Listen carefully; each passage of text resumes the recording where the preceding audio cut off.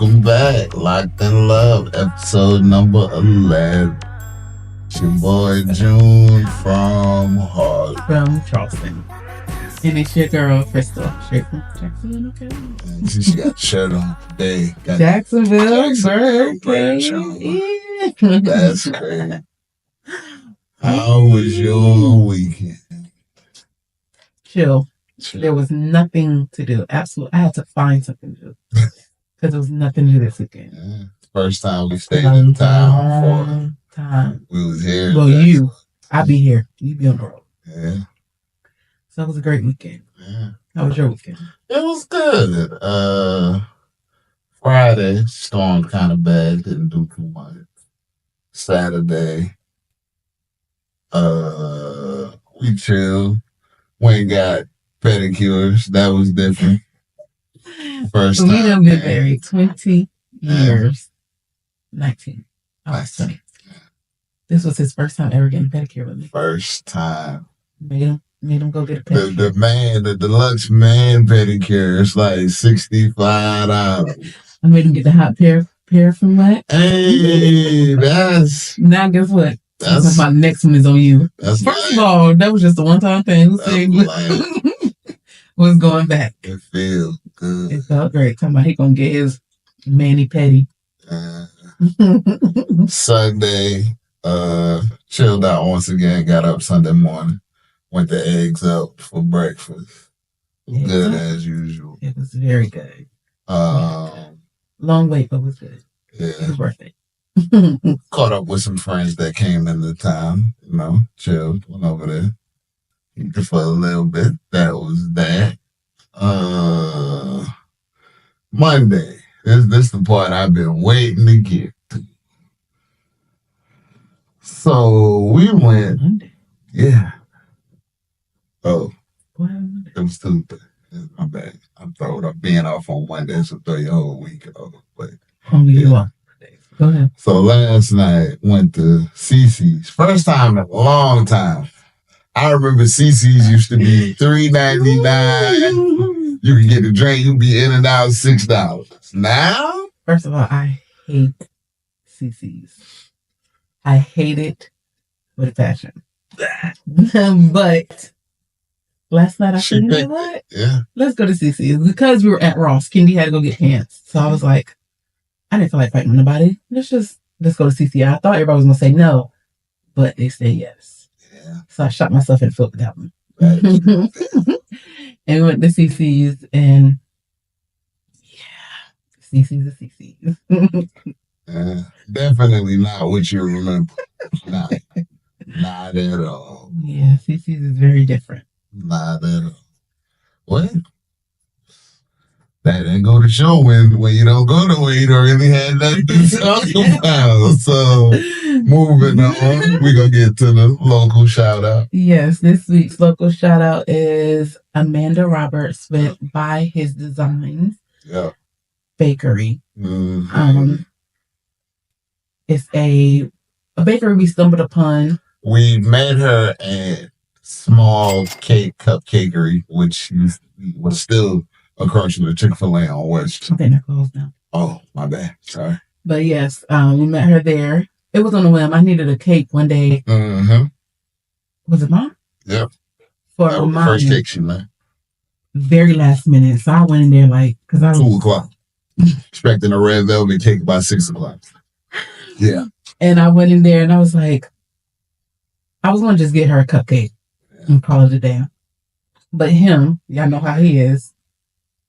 Talk of all talk. He started talking and she was like, I can get you one made. She had me a fresh red velvet cake. It was cooling when we went to pick it up. It was cooling. It was what? Cooling. What? Cooling. The cake was cooling? Yeah, after you pick it up the oven. Oh. I didn't even understand what you said. You said when we went to pick it up. Yeah. Okay, yeah. It was cooling when we went to pick it up. But she had me that cake done in no time. Yeah. Fresh. My mama cut into it. She was so excited because it was very good. Very good. So come to the party. She's making the cake for the party. He will get a chance to try her out. What party? You just said come to the party. I said, if you come. And I said, what party? Oh, the graduation party. My bad. Yeah, she's making their sheet cake for us. But yes, Miss Amanda Roberts at By His Design Cupcake. Right, let me make sure I'm saying it right. Oh. By His Design Sweets. So, yes. Yeah. And that's that. Yeah. So got another new segment in the show today. Mr. Producer, you got our live studio audience here. They ready for the questions? You, sir, with the blue shirt. What's your question? How many more episodes and what can we expect? It's a 24 season show, 24 episode show, and this is episode number 11. So that's what, 13? 13 more? Yeah, 13 more. We got a few guests coming. We got to bring our other kids up here, Damari and Kennedy. We got to do that. Yeah, they said they're ready to come. Yeah. I'm going to bring them up here. I want to do a P3 episode with the bros. I got to get them up here, at least one episode. And all my auntie groups, y'all be ready because we coming. I ain't said that's all I said. You, sir, with the yellow shirt, what's your question? Where can we watch the old episodes? All episodes are going to be on the Loc'd N Love Facebook page as well as the YouTube page. Yeah. You, sir, with the green hat, what you got? How is Ginger doing it at school? It's crazy. How you sound like the other guy, but thank you for asking. Just found out today my boy made the dean's list. He did. He made the dean's list with a 3.6 GPA. Boy, out there making us proud, man. He is. He is. So proud of him. He made the dean's list, y'all. Yeah. You guy with the white scarf, what you got? How has he gotten his number yet? Oh, no. Has he gotten his number yet? Yes, he actually has gotten his number. You gotta tell him what the number is, Crystal. Tell him what the number is. He has number 12. Number 12. He's working with Bill Belichick. 9. Yeah. He's number 12. Number 12 with Belichick. You do the math. And number everybody 12. in the football world that knows Brady was number 12. Number 12. Tom Brady was number 12 under Bill Belichick. So number 12. He has number 12 this year. Yeah. So excited for him this season. Gotcha. And last question. I got time for one more question. Krystal, how are you holding up with all that's going on? I'm actually doing good. I'm doing really good. Thanks for asking. Excited. It's a lot, and I'm not going to get emotional, but I'm doing good. I'm doing real good. And don't you bring no cowbell to the graduation. Check her at the door. Check her at the door. Check her at the door. I'm not going to have a cowboy. A cowbell. Yeah, they're going to try them in the Hey, man, chill. They're going to have metal detectors at the graduation? Probably so. But man, yeah, so we got a special guest for y'all today. Yeah. Like my wife said, I can talk people and the stuff, I reached out one time. He asked me about it. I told him what it was, and he said he'd do it. So when he told me who we had, I was like, how? I don't ever hear him say anything outside of the field. Yeah. So we're excited about our new guest today. We definitely had like a relationship with this guy. Juju's longest coach to date. Yeah. 4 seasons. Welcome, Coach Beau, to the stage. Coach Beau, yeah, let's go. Welcome, Coach. Yes, ma'am. Thank you. Thanks for coming. Not a problem. I was shocked that he got you to come. Hey, never. I mean, he asked, and as much as y'all done for us in the program, so that's what we went with. All right. Tell us about yourself, bro. Beau Williams been at Jacksonville High School for I think 14 years now. So working on year number 15 with Damari and his group, and excited and ready to go back. Yeah. So you gonna put out there? Okay. I mean, I don't know what else you want me to say. Got it. So we'll start here. Why did you choose to coach at Jacksonville? Well, my wife graduated Jacksonville. I remember when I was in high school playing in New Bern, coming and playing at Jacksonville. Just the aura of it, the fan base. It was just always an attractive job, in my opinion. It was always fun to come play. She wanted me to come back, so we moved back. Yeah, you went from New Bern to Jacksonville. Scotland and back. Okay. So what thoughts go through your mind on game day? Like, do you have a routine, like a before practice meal or a drink or coffee mug, certain coffee mug that you drink out of? Or? I'm not a big coffee guy. I don't drink it at all, actually. But usually in the morning, my wife gets up early. She goes works out, and then she'll come home, bring us some Bojangles. So we get I always get a Cajun filet biscuit and a sweet tea, and that's Put cheese on it or not? Nah, just hot sauce. Is that every game day? Every Friday. Every Friday. So that's your routine. That is, and then that's basically all I eat the rest of the day. So the rest of the time, I'm just kind of trying to get ready, thinking about what could happen, what situations, how we can do the best job getting the kids prepared for that day. Okay. How has the game changed since you started coaching versus now? It's gotten wider. Used to you play between the hashes, and now it's gotten out past the numbers. So everybody used to try to stretch you vertically, but now they're stretching you horizontally as well as vertically. So the spacing for us to defend has gotten a lot wider than it used to. Gotcha. Back in the day, from the old I formation, you hardly ever see that anymore, just because of the people spreading the ball out so much. You got the bubble screens, outside zone. I mean, it's just spread out more and more. And the kids are able to throw better now than, not that they were better, but so many camps, 7-on-7s, and the whole nine. What's your thoughts on 7-on-7? I think it's a good evil. Okay. I mean, it's good for the kids to get reps, but at the same time, it's not real football. So, I mean, but it's good for the secondary, the quarterbacks, the running backs. True. They get work in, but at the same time, it's not the real game. Okay. So we all know that Juju loved your father. Mm-hmm. Describe your father as a coach and what kind of impact he has left on you as a player and a coach. I would describe him as old school. Very done it 30 plus years. Loves the kids, always did it for the kids, but more or less it's just the old school approach, tough love. The harder you work, the kind of the better and more that he liked them, liked you as a player. As far as me, it's watching him grow from the old school to the new school to bringing in all of it to where it marries in today's society. And just the work ethic that he had and the way he always got his kids to work and play hard for him. So it's just kind of that, just leading on to what he's always done. How long did he coach? 37 years.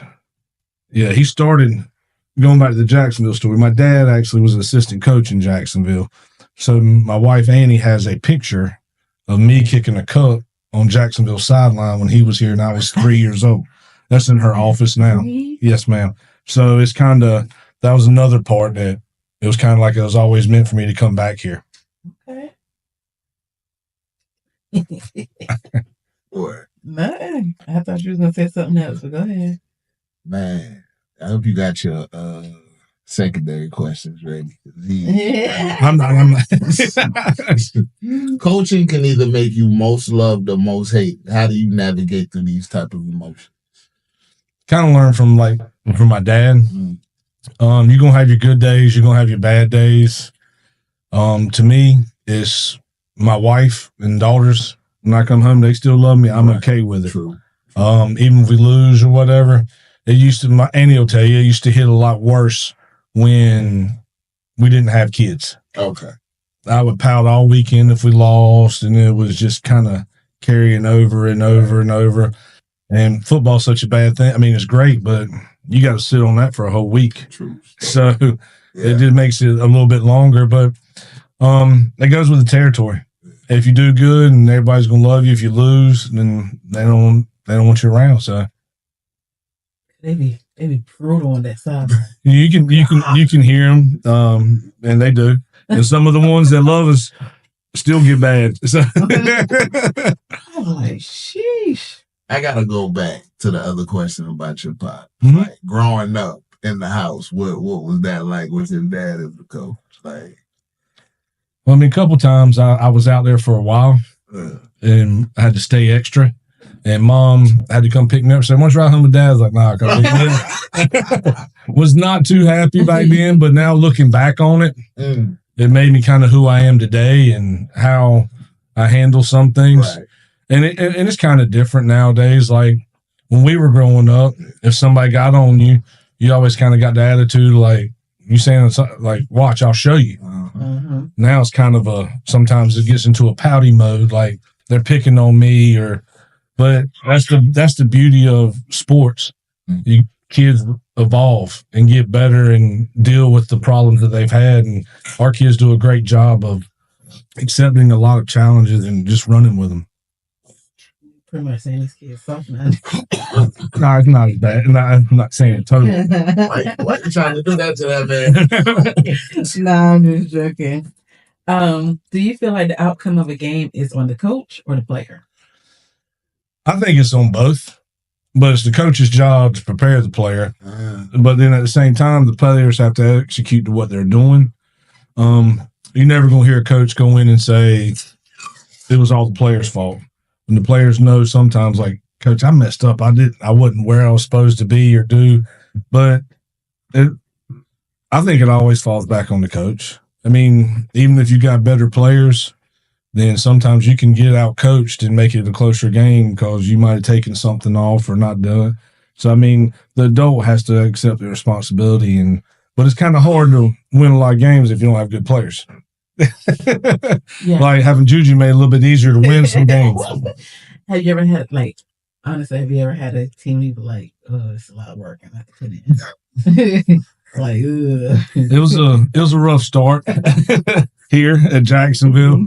And it wasn't the players' fault so much. And that's why the players are what you're going to make them. You got to kind of make them through the weight room, through the track, through the off season, doing those things. And it wasn't really done too much at the beginning. So us working with them and getting them better in proper shape and weight training and all that, we've gotten better through that. And it kind of cuts down some of your hit or miss years. Now, when you took over the team, what was the condition of the team? I heard stuff. We were 0-11, or I was 2-20 my first 2 years. 2-20. Yeah, 0-11 the first year. Only coach at Jacksonville High School to have an 0-11 record. So who did y'all beat this? We beat Southwest and Phil Pageant, and then yes, ma'am. And then that was my first win at Jacksonville, actually. And then we beat West Craven. Okay. So it was a growing pains going through we were up on West Carteret actually at that time. We played them in like week 8, and they were undefeated. And we were up and with I think 3 minutes left, up by 14. Yeah. And then we had a lightning delay, and we lose by 7 in overtime with 2 turnovers in less than 3 minutes.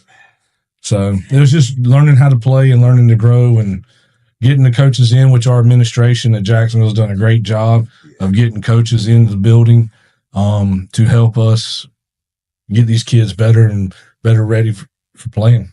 You say y'all beat Southwest, like that was a big deal. It was back then. Deal. And I mean, it's funny because back then when we beat Southwest, Coach Pageant usually won the state championship. Okay. I told you that. Yeah. You don't sound right until it comes from somebody else.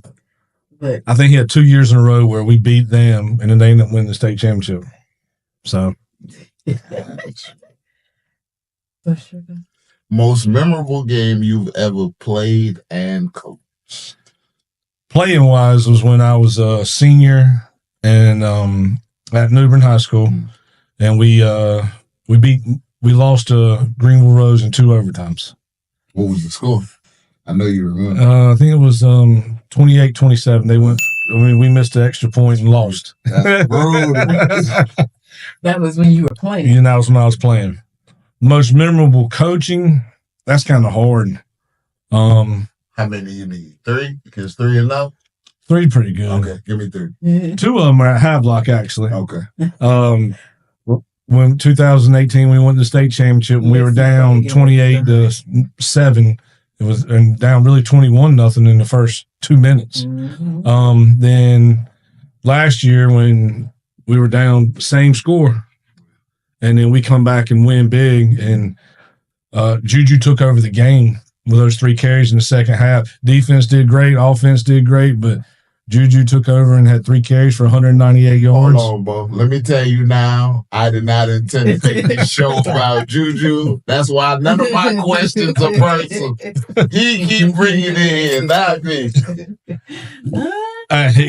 He had 3 carries for 198 yards, and so that's pretty impressive. 70, 72, and 60. So that was another one. And then the Eastern Alamance game when Juju was a freshman, and we made the Eastern Finals. We beat them up there in overtime. That was a cold game. In the 4th round, I think. Yeah. It get cold past October. That was a cold game. Yeah, that was a memorable one because it was cold and they were the number 1 seed. Yeah. And we went up there and beat them at their place. So yeah, that was very good. How do you juggle your life as a husband, dad, and coach? Like, how do you? It's hard. A lot of other coaches have hobbies and stuff, or other people have hobbies. Like playing golf, I don't get to. That takes up too much time. So I don't get to go out and do some of those because I could.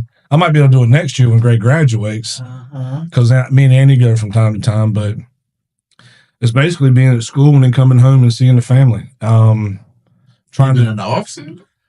Off season, we'll do some. Is there off season? There is, but I end up helping with track. So get our guys out there for track to help them try to get faster. So it really is it just rolls in. And then with being AD, I'm at basketball and spring baseball, lacrosse, all of them. So I just try to spend time with them when I can and enjoy being there for them. Try to make as many of their games as I can, which is good. Gray plays volleyball. So I'm able to see, and she ran track this year, so I'm able to see her during football season. We get done with practice. I got a wild card for you now, because I know this wasn't in the OG question. I'm just letting you know. How do you balance developing athletes for competitive success with shaping their character for life beyond high school, especially in a community like Jacksonville where many students face unique social, economic, or military family challenges? Well, the first one, we kind of open it up with every year at practice. My job is to try to help them get to heaven, and they got to help me because they're the ones who are making me say words that's probably not helping me get there. But I treat them all as sons, and I try to get them, and I tell them our goals. If we have that as a goal, is trying to get to heaven, then the games and the championships, that'll take care of the place in the grades because we're living the right things and trying to strive the right way and be. And I tell them all the time, guys, and my job is try to make you be a better father, better husband, trying to, and a lot of it nowadays is just work related.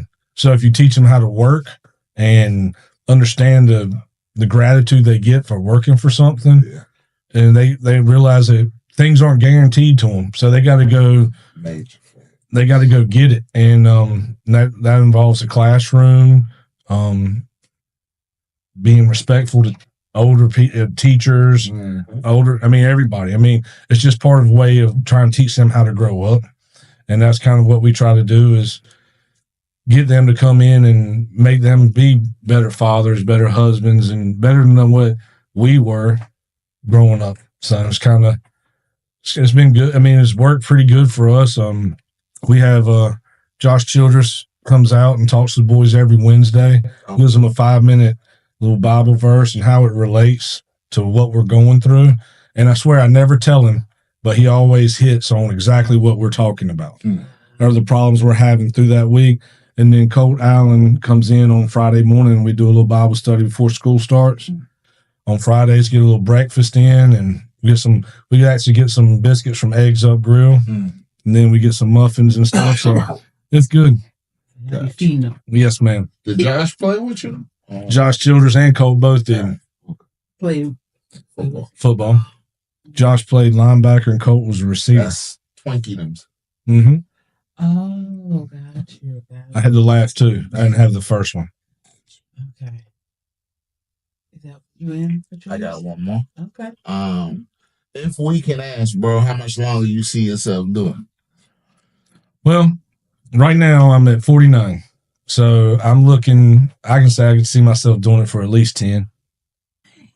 So now that being said, I'm not going to be the AD the whole 10. Okay.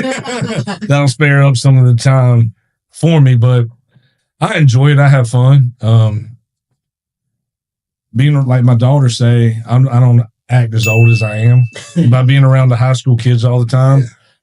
They make it fun. They come in and have lunch with us, and even during the off season, we're not doing football stuff. They just come in and hang out, and that makes, I mean, the stories they tell and the stuff you hear. I could write a show as well. I mean, it's they got they're hilarious, and I love them all. Okay. They're nuts, but it's always fun time, and I enjoy it. I mean, it's kind of like, for me, it's not work. It's just going to my job. I mean, because I enjoy it, and kind of like all the ones that have fun at their job. Yeah, Beau done ran 10 questions. What you got, babe? I just have an off the wall one. Do you have any funny or lighthearted stories about a team trip or practice? Like, y'all, I know it gets crazy in them. There's a lot. A bunch of the passing leagues, we'll go down on the bus, but the funniest is like, they're so kind of used to our standard. Like, we get on the bus to go to a away game, and before we, like, say we're going to Fayetteville or somewhere, before we even hit Richlands, I look up and I'm driving the bus, and I'm the only one awake because they don't talk before the game. So they just, like, it's usually a senior every year. This year it was Kumar. Tell them shut up and be quiet. And then Kumar. And the rest of them, they put their headsets on, and they're out. And they be asleep? I thought they must be rowdy. Nope. And then after a game, if we win, they're all excited and talking and playing around with each other, joking each other. About 20 minutes in, back to sleep. But our guys played better with a bus ride. So even on home games, we have to go on a bus ride around Onslow County. What's that about? Like, why? We play better on the road. Like, in the locker room, they'll play around. They just lose focus or whatever. Yeah. I put them on the bus. I mean, Butch came up with it after we started doing so well in the playoffs. He was like, you notice we play better on the road. So he said, let's try it. So we tried one night where we ate, got on the bus, and drove all the way around, went from the high school all the way out by Southwest through Richlands, come back about a 45-minute track. And the boys, as soon as they get on the bus, they're asleep. It's amazing. Yeah. I remember the first time seeing that when I was coming from work. I'm like, I text you I thought y'all had a home game. Am I? Yeah. He said, nah, they just put us on the bus to ride around. I said, oh, okay, it worked. I mean, they actually love it. They asked for it. Now, we did it once, and then they said, can we do that every week, Coach? And I'm like, all right. So we eat, it kind of it takes away the sitting around time for them, which they kind of get antsy, where it's kind of hard for them to sleep in the locker room. So they just knock it out and go take a nap. Okay. All right. Your favorite part of the show? Oh, we gonna go there already? Okay, cool. Top 5. Oh, my fault. Top 5 is going to be top 5 coaches of all time, bro. It don't got to be football, just coach. Well, to me, I think. Do you watch anything other than football? Like, do you get into other sports? I watch a little bit of basketball, my wife some, and some baseball, like college baseball. Okay. But pretty much, like, I watch so much football, I let her pick after that. Okay. To me, I mean, I'll just say football because I know more about that. Okay. My favorite is Bobby Bowden. What he did at Florida State in that 15-year run with the top 5. If we'd had a playoff system back then like we do now, I think he would have won more titles. But you got to put Saban into the mix. You got to put Belichick into the mix, obviously. And then right now with the run in the NFL, you got to put Andy Reid in there. I mean, Andy Reid. as much as I hate to say it, from what he did in Philadelphia to what he's done with the Chiefs, I mean, I think he's one of the he's up there. So you feel like that was him, or was that Mahomes' dad? It's kind of the same thing. Was it Brady or was it Belichick? I think they're both part of it. So I think without Andy, they're kind of like Brady. I mean, Brady did win one without him, but his numbers weren't as good. But he was older, right? So it's kind of. I think Mahomes is he's on pace to try to catch him, but I don't see it. You don't see it? I don't see it. I mean, he's young. he got 5 more. But I mean, those guys are up there. And then Vince Lombardi, obviously, he changed the game with the outside power sweep and pulling people. So, I mean, you got a lot. I mean, it's too many. Gotcha. Let me get your high school list, bro. Right now that we, now or all time? All time. Well, give me both. Give me both. All time, you got to take the guy from Somerville down by Yeah. I mean, he's unmatched. Yeah. And then also you got to take in. I'm drawing a blank now. So Tommy Knotts. Wait. He was at Western Charlotte, won 1 there. Okay. Won 6 at Independence, and I think he's at Dutch Fork now, where he's won the past 3 or 4 in South Carolina. So. He's one of the all times up there as well. Then you got the Battle Holly's dad. He's one of the guys. I mean, he won a ton. Coach Holly at Wallace Rose Hill. There's so many good coaches around. It's kind of hard to just like pinpoint what you got now. Who you got now? No, I mean, obviously the guy at 71st is doing a heck of a job.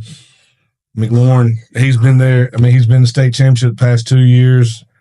I mean, 4 years in a row in the Eastern Final. So he's done some good things. You said 34 years? Yeah. Past 3 because Juju's freshman year, we were in the finals with Rose, and then they were in the past 3. Well, we were also there this year too, so it was tie. They just got 1 more on us. But he's doing a good job. Coach at Havelock, Wooten, does a good job. I mean, it's kind of a good place to be. There's a lot. I mean, it's kind of hard. I don't want to single out. Just, I mean, we can leave it alone. I have to ask you, man. With this class that you got graduating right now, like, what are you gonna miss? All of them. This group graduating now might be my favorite class that I've had. Just the overall kids. I mean, plus there's 30 of them. I can go down the line and name stories after each of them, and it ain't all football related. It's just the type of kids they were. They're going to be, I mean, in the way they grew up and where they started to where they finished. And I've been so proud of that group. And it's kind of hard, not that I'm taking anything away from the rising seniors this year, because they're a good group too. But it was just, I mean, a bunch of those kids this year played 3 years on varsity. Some played 4. I mean, Juju played 4, but a bunch of them played. Cut it out. Cut it out. I'm being honest. But, I mean, a bunch of them played 3. So, I mean, I can think of at least 10 more that have played 3 and got a lot of snaps for 3 years. So it's like seeing your own kid graduate. I mean, it hurts. Like, you got a bunch of them. You got Armand. I mean, he's fun to be around. The Lovett twins, Harlem, Kumar, Boogeyman. I mean, there's just a Boogeyman. Cameron Hill. Yeah. Them names they be having me so funny. I mean, Dorsey. I mean, it's just a good. I mean, they're just all around, just a good group of kids, and they're going to be missed not only football wise, but just the culture and then being around the other kids and leadership roles. I mean, it's just they were fun. How's it feel to have so many going to college? Like that's always. I mean, that's a great feeling to have them go up there. We're at spring practice, and I'm not going to say any names, but I'm looking at the running backs coach, Coach Benton. I'm like, Coach, you gonna get to work? He said, Coach, you got 3 D1 running backs standing here helping coach them. They're going to listen to them instead. So that's always a plus when you look around. You got other guys that are playing ball everywhere, and just happy for them. And they're living a dream. Said 3 D1 running backs. Game on. Yeah. I mean, there's Josh Benton, Damari Gant, and then, of course, you know who, but I'm not saying his name no more. Had it all home at the same time? Yep, because when college is getting off early, they're on their 2 to 3 week break before they had to head back to school. Mm-hmm. So they just came out and watched. It was awesome. Cam Hill was out there. So, I mean, it was good. I mean, we had a bunch of them. Tamir came by one day. So we had a bunch of kids coming back, and it's always good. And the younger kids love seeing the older kids because they're like, well, if he can do it, why can't I do it? So they're going to try as hard as they can. Yeah, I thought Damari wasn't going to – I didn't think he was going to be as serious about football. And then he going to come tell him the other day he want to go to some camps.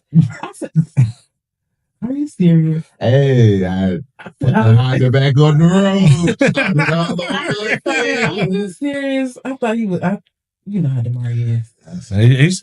He's worked his tail off. He's doing good. We expect big things out of him this year. So I'm excited. Yes, ma'am. I'm excited. What you got? I've been rolling like, come on, give me some. You had all these questions you wanted to ask. I did, but. Okay. Wow. But we thank you for coming, Coach. True story, man. I didn't expect you to come. When he told me that, I was like, what?